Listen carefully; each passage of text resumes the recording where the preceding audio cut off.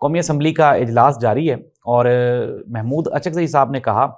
کہ میں عمران خان کو ایگری کر لیتا ہوں، آپ اپنے گناہوں سے توبہ کریں، عمران خان سے معافی مانگیں، اور میں یہ آپ کو یقین دہانی کرواتا ہوں کہ عمران خان کسی سے بھی بدلہ نہیں لے گا۔ ناظرین، ایاز صادق جو کہ اسپیکر قومی اسمبلی ہیں، انہوں نے آج سیشن کا آغاز کیا اور انہوں نے محمود اچکزئی کو مائک دینے سے پہلے یہ کہا کہ آئیں ہم سب مل کے بیٹھتے ہیں، اور شہباز شریف صاحب نے اس فلور پہ 2 سے 3 مرتبہ